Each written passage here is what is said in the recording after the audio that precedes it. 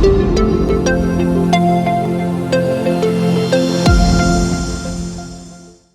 everyone, welcome back once again to your favorite channel, that is Lukman IAS Academy, and we are going to proceed in our today's Tucker Perspective hot topic for the day, and it's about the Vycom Satyagraha.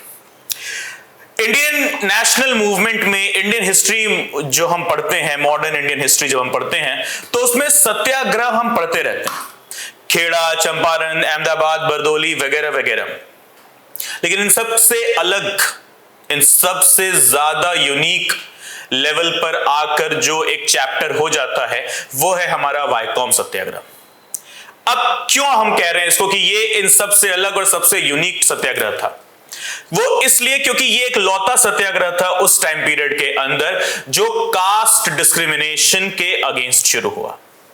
Yes, caste discrimination यानी कि जातिवाद, जाति प्रथा, जिसने इस मुल्क को यानी कि हमारे हिंदुस्तान को, हमारे खूबसूरत प्यारे देश को एक होने से तब भी रोका था, आज भी रोक रहा है और न जाने आने वाले कितने वक्त तक रोकता रहेगा।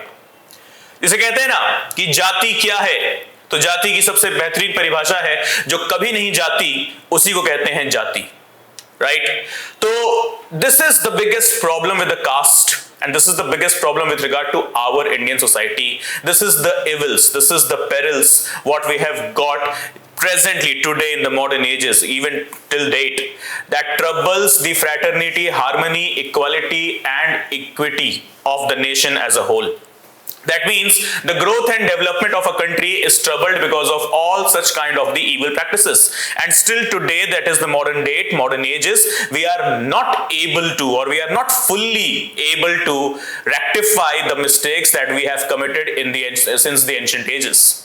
And we are not even able to eliminate such kind of illegal, illicit things, illegal, illicit and nonsense things that is known as caste discrimination. And we know that very well, because of which we are not yet a developed nation, or else the resources, the manpower, the human resources, the human power, whatever we can call it, in the field of agriculture, in the field of industries, in the field of bureaucracy, in the field of the artistic eras or the artistic fields, okay, or any XYZ. India is self-sufficient in everything, but still after that, still even after that, okay, we are yet a developing nation. We cannot call ourselves a superpower. Yes, we are a superpower, but not in absolute terms. Our superpower, our super strength comes in the terms of our soft power, but that soft power is once again troubled with the caste discrimination, racial discrimination, gender inequalities, and religious discrimination. Every now and then we do face it. And the biggest thing, it's easy for us to discuss, take the names caste discrimination, but think about those guys, those who suffer from such kind of things every single day. उनके बारे में क्या हम, चलो बहुत आसान है ना डिस्कस करना, यार कास्ट डिस्क्रिमिनेशन है, गलत है, हाँ कास्ट डिस्क्रिमिनेशन है, यहाँ हो रहा है, वहां हो रहा है, इसके साथ हुआ, उसके साथ हुआ। लेकिन जरा खुद को अपनी जगह, उन लोगों की जगह पर रखकर देखो जहां आपको नीचा दिखाया गया, जहां आपको कहीं आने या जाने से मना किया गया, आपको अलग ट्रीटमेंट दिया गया हो और अलग नेगेटिव ट्रीटमेंट दिया गया हो, राइट? तो कैसा फील होगा? और ये हम हैं, भारत हम ही हैं, हम हैं महान भारत, और इसी महान देश के अंदर ऐसी गलत हरकतें, ऐसी बहुत ही शर्मनाक हरकतें हम ही कर रहे हैं। तो कैसे बोलेंगे हम हमारा भारत महान? अगर हम बोलना चाहते हैं हमारा भारत महान, तो सबसे पहले ये जातिवाद, जाति प्रथा जो है, हमें इससे निजात पाना है। तो आइए बात करते हैं कास्ट डिस्क्रिमिनेशन की पहले, उसके बाद हम चलेंगे वाइकॉम सत्याग्रह की तरफ। अगर हम बात करें कि क्या हमारे कॉन्स्टिट्यूशन ने हमें इससे बचने का कोई उपाय दिया है, इज आवर कॉन्स्टिट्यूशन क्या इससे हमें बचा सकता है? यस, सबसे पहले मुझे इसके लिए प्रोटेक्शन मिली है मेरे प्रीएम्बल से, जहां मुझे बोला गया है मेरे पास इक्वालिटी होगी, मेरे पास जस्टिस भी होगा, न्याय होगा, हम सब धर्मनिरपेक्ष होंगे, हम सेक्युलर स्टेट के निवासी हैं, फ्रैटर्निटी होगी, भाईचारा होगा, हार्मनी होगी।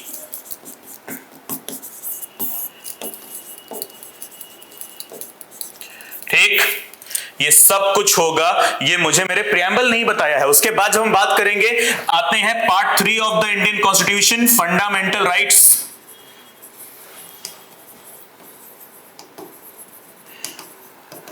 आर्टिकल 14 क्या बोलता है? Equality before law.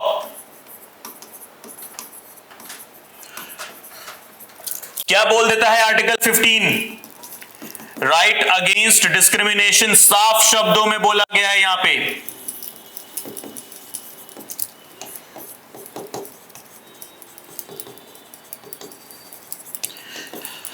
फिर उसके अलावा इसी राइट अगेंस्ट डिस्क्रिमिनेशन के अंदर 5 बातें लिखी गई हैं। रिलीजन उसमें सबसे पहले आता है, कास्ट भी आ जाता है, इसमें लिंग की भी बात कर रहे हैं हम, सेक्स की भी बात कर रहे हैं हम, प्लेस ऑफ बर्थ की भी बात कर रहे हैं। ओके, हम इसमें रंग रूप यानी कि रेस, इसकी भी बात करते हैं कि नहीं कर सकते तुम डिस्क्रिमिनेट मेरे जेंडर के बेसिस पे, मेरे सेक्सुअल ओरिएंटेशन के बेसिस पे। नहीं कर सकते तुम डिस्क्रिमिनेट मेरे साथ मेरे धर्म के आधार पर, या मेरी जाति के आधार पर, मेरे रंग रूप के आधार पर, मेरे जन्म स्थान के आधार पर। नहीं है किसी को भी ये इजाजत इस मुल्क के अंदर, लेकिन फिर भी होता है, ये संविधान ने खुद बोला है। ठीक, फिर उसके बाद मेरे पास आर्टिकल 17 भी है, कहता है एबॉलिशन ऑफ अनटचेबिलिटी, अस्पृश्यता का अंत, छुआछूत का अंत हर एक फॉर्म में। सिविल राइट्स एक्ट लेकर आए हम 1955, एससीज and STs atrocities, prevention of atrocities act लेकर आए हम। राइट, क्यों लेकर आए? इसीलिए लेकर आए। यहीं पर बात करी गई है, मुझे यहां पर भी बताया गया है, मेरे पास है article 21, right to life and personal liberty, प्राण एवं दैहिक स्वतंत्रता मुझे यही दी गई है। ठीक, तो नहीं कर सकते आप मेरे साथ डिस्क्रिमिनेशन, ये मुझे मेरे संविधान ने अधिकार दिया है, प्रियम्बल ने मुझे बताया है। यही प्रियम्बल जो मेरे ही संविधान का हिस्सा है, जहां पर पार्ट 3 है, फंडामेंटल राइट्स हैं, उसमें अंदर आर्टिकल 14 है, 15 है, 17 है, 21 है, क्लियरली मुझे बोलता है कि तुम्हारे साथ किसी भी टाइप का भेदभाव नहीं होने देंगे हम। ये संविधान कह रहा है मुझे। मेरे जो संविधान निर्माता हैं, कॉन्स्टिट्यूशन मेकर्स जो हैं, जिन्हें हम कहते हैं one of the founding fathers of our constitution, taking the name, the great legendary name here, doctor B.R. Ambedkar, Bhimrao Ambedkar sahab, उन्होंने बताया मुझे मेरे संविधान के अंदर कि तुम्हारे पास अधिकार है, कोई तुम्हारे साथ भेदभाव नहीं करेगा तुम्हारे धर्म, जाति, लिंग, जन्म स्थान या रंग रूप के आधार पर, या इसके अलावा भी किसी कोई आधार अगर बचता है तो उस आधार पर भी नहीं होगा कोई भेदभाव। लेकिन ये तो मौजूदा हिंदुस्तान है जिसके पास संविधान है।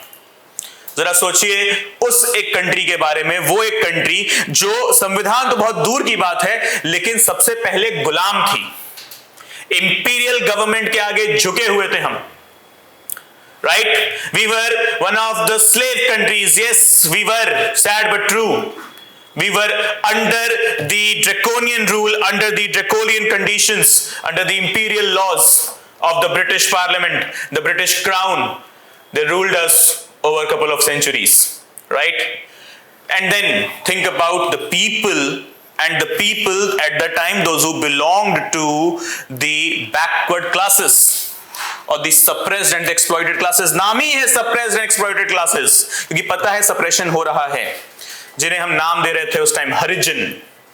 राइट, मोहनदास करमचंद गांधी साहब, उन्होंने नाम दिया हरिजन। देखो नाम भी वहां पर भगवान का है, हरि के जन, या जिनको दलित का नाम दिया गया, या जिनको कुछ और पिछड़े जाति या वर्ग का नाम दिया गया। चलो नाम दे देना गलत नहीं है, ठीक है, मेरी जाति मेरी पहचान है, इसमें कोई बुराई नहीं है, लेकिन मेरी जाति के आधार पर तुम मुझे कहीं आने जाने से, और खास तौर पे किसी धार्मिक स्थान पे, किसी धार्मिक स्थल पे, किसी रिलीजियस इंस्टीट्यूशन, ऑर्गेनाइजेशन, प्लेस में, you do not have the authority, neither by the law, neither by the laws of the nature, you do not have the authority to stop me from entering in any kind of a pious location or an organization that is considered religious, because I am also the birth of nature.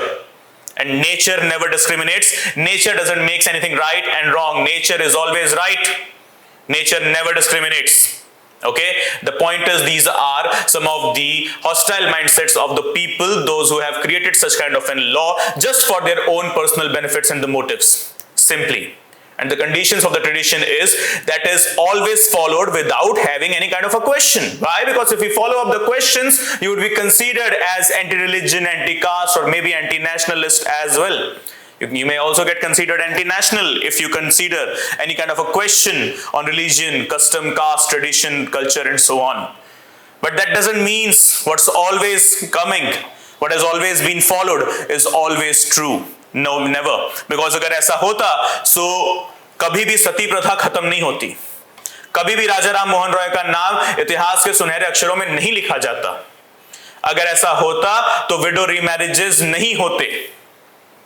Okay, अगर ऐसा होता कि जो प्रथाएं हैं हमेशा सही होती तो आज भी दुनिया भर में, एक्चुअली पूरे हिंदुस्तान में चाइल्ड मैरिजेस तो हो ही रहे होते हर घर में, राइट? ओके, तो जरूरी नहीं है कि प्रथाएं जो चली आ रही हैं हमेशा वो सही हो, क्योंकि प्रथाएं क्या होती हैं? एक टाइप का कानून, सामाजिक कानून या धार्मिक कानून। और कानून की यानी कि लॉ की एक बहुत ही इंटरेस्टिंग टेंडेंसी होती है, मैंने हमेशा से कहा है, that is it always changes, law always changes according to the time and society. It has to be changed. Once upon a time, some very persons with great wisdom and thoughts, they created some of the evil laws known as sati. Husband मर गया, ठीक है, कोई बात नहीं, साथ ही साथ उसकी चिता पे वाइफ को भी लिटा दो। Burning is the most cruel form of killing, and you're asking a person, male or female, whatever, okay, you're asking a person, a wife specifically, to, burn herself. Why? What kind of law it was, right? Widow remarriages, अगर कोई सती में नहीं, अगर कोई female है जिसके husband की death हो गई लेकिन उसको सती नहीं करा गया है, ओके, तो ठीक है, कोई बात नहीं, लेकिन फिर ताउम्र तुम समाज से अलग रहोगी, सफेद साड़ी पहनकर, ओके, दूर सबसे, किसी को छूना नहीं, तुम अपवित्र हो, है ना? क्या उनको विष कन्या बोल दिया रहा है कि अरे अपने पति को खा गई, राइट? और ऐसे में समाज उनका बहिष्कार कर रहा है, टोटल बॉयकॉट। ना ढंग से रहने को कुछ है, ना ढंग से खाने को कुछ है, तो वो लेडीज भी सोचती थी यार इससे बढ़िया तो हम सती ही हो जाते, है ना, कम से कम इस दुख दर्द पीड़ा से निजात तो पाते। तो अगर वो कानून सही होते तो कभी बदले नहीं जाते, कभी नहीं, आज भी चल रहे होते और मैं और आप, हम सब चुपचाप उसको मान भी रहे होते, ठीक? और खास तौर पे कई बार ऐसा होता है कि मतलब हमारी जो सोचने समझने की जो शक्ति होती है ना, वो इन धार्मिक कानूनों और इन कुछ जबरदस्ती के आधारों पर आकर हमारी और आपकी सोचने समझने की जो क्षमता है, जो शक्ति है, जो पावर है, जो कैपेबिलिटी है, जो कैपेसिटी है, वो थम जाती है, ठहर जाती है, right? This happens every now and then with every one of us. And now coming to the point of the Vaikom Satyagraha, okay, कि किस तरीके से कुछ लोगों ने इसी जाति प्रथा के खिलाफ, इसी छुआछूत के खिलाफ, अस्पृश्यता के खिलाफ, अनटचेबिलिटी के खिलाफ, ओके, कास्ट और रेशियल डिस्क्रिमिनेशन के खिलाफ आवाज उठाई और नतमस्तक कर दिया सरकार और समाज को उनकी बातें मानने के लिए। Okay, so now let's see what are the points we have today with regard to the Vaikom Satyagraha and why it is in news, why actually we are discussing it. So the Kerala Chief Minister, okay, Pinarayi Vijayan, and Tamil Nadu Chief Minister Mr. M.K. Stalin, they are jointly to inaugurate the centenary celebrations of Vaikom Satyagraha. अगले साल 100 साल पूरे हो जाएंगे Viacom सत्याग्रह को होकर। 30 मार्च 1924 को पहली मर्तबा, पहली दफा जो है इसको शुरू किया गया, for the very first time. Okay, so what we can see here, what is Vaikom Satyagraha? So it is here, it's a serene town in Kottayam, Vaikom। Okay, ये जो है कोट्टयम यानी कि केरला के अंदर की एक छोटी सी शहर या कस्बा इसको हम बोल सकते हैं। Okay, the Vaikom Satyagraha was launched on the date 30th of March 1924 against the ban imposed on the members of marginalized communities in the surroundings of Vaikom Mahadeva temple। अगर मैं बात करूं तो महादेव का मंदिर है वो, हर हर महादेव हम बोलते हैं, राइट? और महादेव कभी नहीं बोलते ये बात कि तुम मेरे मंदिर में आ सकते हो और तुम नहीं आ सकते हो, है ना? तो वो हर हर महादेव की कहानी, हर हर शंभू की कहानी है ना। The God is there, and the God is always divine, and we are the child of God only. We are the children of God only, and we all are equal in front of or in the eyes of the God. God has never done any such kind of an act. Okay, it was the law, evil law made by not the God, because God can never make an evil law. It was the humans who made the law. Okay, so it marked the dawn of the temple entry movements across India, launched by leaders. देखो leaders का नाम बहुत important है. Leaders such as T.K. Madhavan, K.P. Kesava Menon, and George Joseph. Okay, on the advice of Mahatma Gandhi. Okay, so this is the conditions.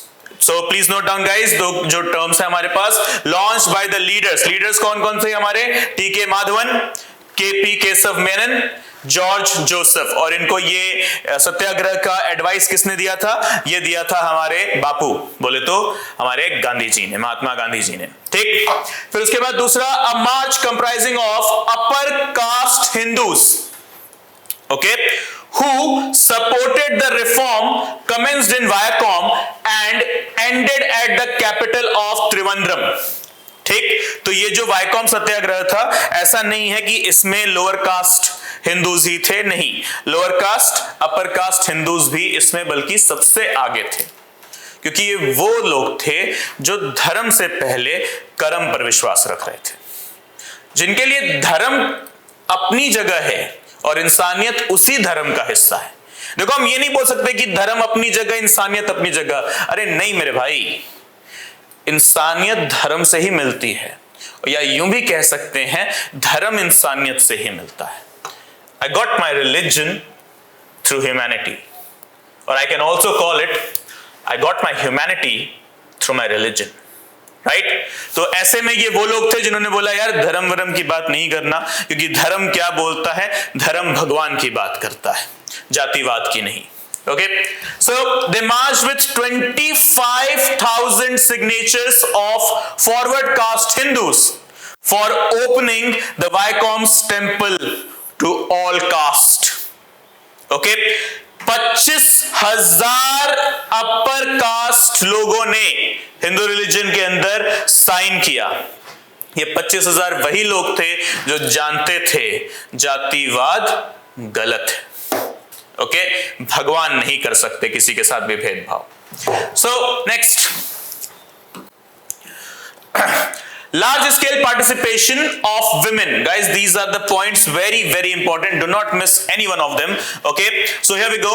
Large scale of participation of the women in India was witnessed for the first time during the Viacom सत्याग्रह. बोले तो कभी time period है हमारा 1924, specifically ये शुरू हुआ था 30th of March 1924, marking the passage of women into socio-political consciousness of the country.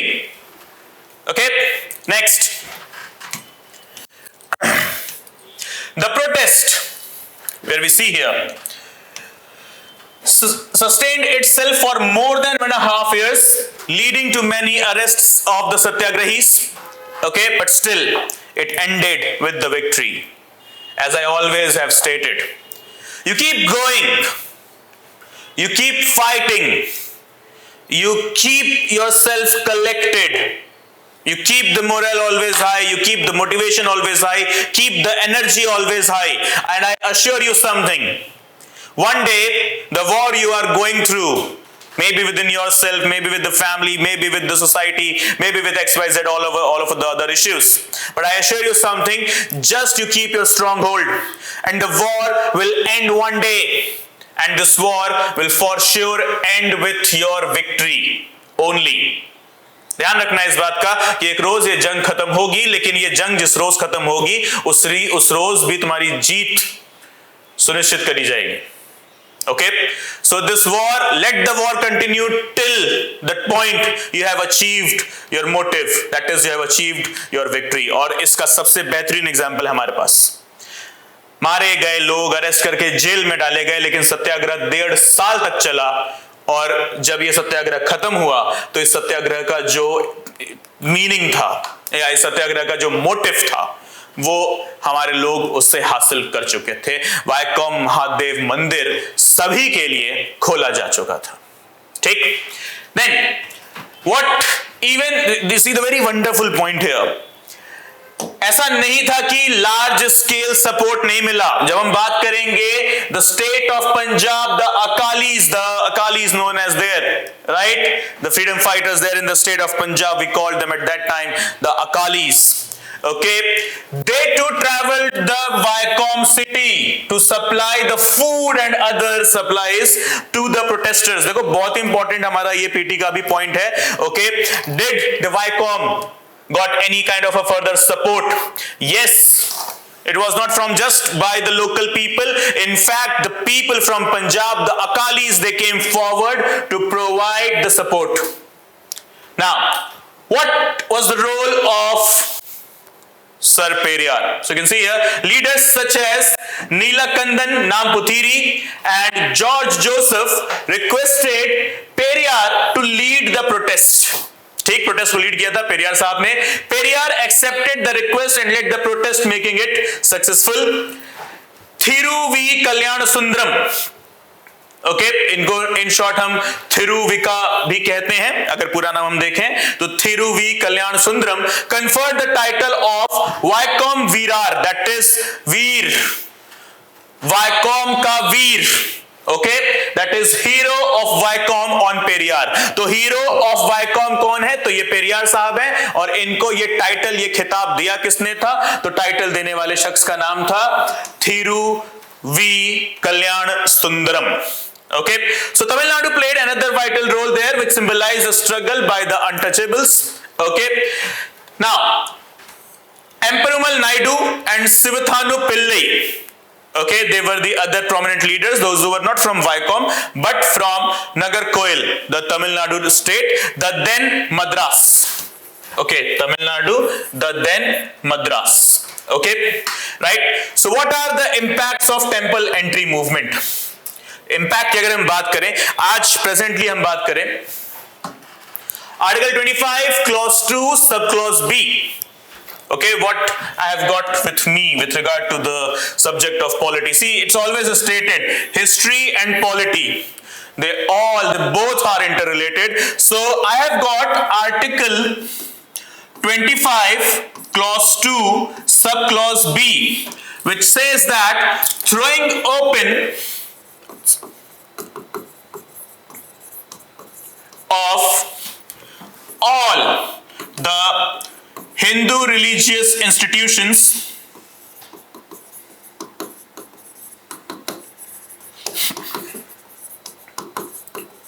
for all the classes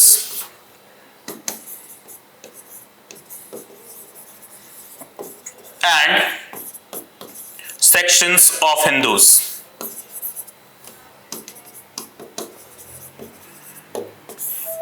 ये लिखा है स्पेसिफिकली हमारे fundamental rights, that is part 3 of the Indian constitution के आर्टिकल 25 के क्लॉज 2 सब क्लॉज बी के अंदर कि जितनी भी हिंदू धार्मिक संस्थाएं हैं पब्लिक कैरेक्टर की, पब्लिक की, ओके, वो हिंदुओं के सभी वर्ग के लिए खुली होंगी, चाहे वो मेल हो, फीमेल हो, किसी भी कास्ट का हो, किसी भी कलर का हो, उसको वहां पर एंट्री से कोई भी नहीं रोक सकता। ये बोला है मेरे article 25 clause 2 sub clause B fundamental rights part 3 के अंदर। Okay, now the next thing, ये ऐसा नहीं था कि संविधान बनने के बाद ऐसा नहीं हुआ, ऐसे बहुत सारे इंसिडेंसेस हैं, मैं बस आपको रेफरेंस के लिए बता देता हूं जो आपने शायद पढ़े भी होंगे। जैसे कि एक केस हुआ था हमारे महाराष्ट्र स्टेट के अंदर, जिसका नाम था the case of Shani Shingnapur temple, या उसके अलावा केरला में भी एक केस हुआ, okay, with regard to another temple, right, जिसकी वजह से जहां पर हमने देखा कि विमेन की एंट्री बैन थी। ओके, तो ऐसे कई केसेस होते रहते हैं हमारे पास। ओके, लेकिन अगर हम बात करें तो मौजूदा हालात फिर भी बहुत सही हैं, क्योंकि हमारे पास इंडिपेंडेंट जुडिशियल ऑर्गेनाइजेशन है। ठीक, तो वो केरला के मंदिर का केस हो, चाहे वो महाराष्ट्र के मंदिर का केस हो, या वो XYZ हमारे किसी भी लोकेशन के मंदिर, मस्जिद, चर्च, गुरुद्वारे का केस हो, जहां किसी को भी उसके धर्म, जाति, लिंग, जन्म स्थान या रंग रूप, gender, religion, caste, place of birth, race, whatever, on any grounds, if anyone is discriminated or prohibited any kind of an entry from any such religious institution or an educational institution, then the honorable judicial organization, Supreme Court and the High Courts, they do come into the direct action because they have got the writ jurisdiction with themselves. Article 32 with regard to the Honorable Supreme Court and Article 226 with regard to the Honorable High Courts of the nation. They can take the immediate affirmative cognizant actions in order to eliminate the perils or the remnants of such kind of an orthodox, stereotype, negative and very much illegal and illicit actions performed by any individual, organization or institution present inside the territory of India. So this is the reality what we have. Okay guys, so I hope you have learned a lot here in this particular session. Okay, and I guess guys it's all clear for all of you.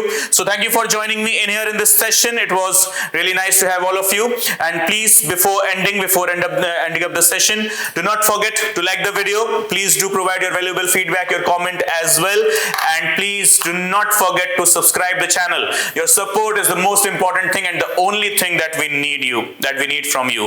And I assure you something that yes, one day you're going to end up with this war with obviously your victory, and you will be watching yourself inside the Lal Bahadur Shastri National Academy of Administration as an IAS, IPS or IFS, IRS, whatever you are whatever you have opted as a probationer there.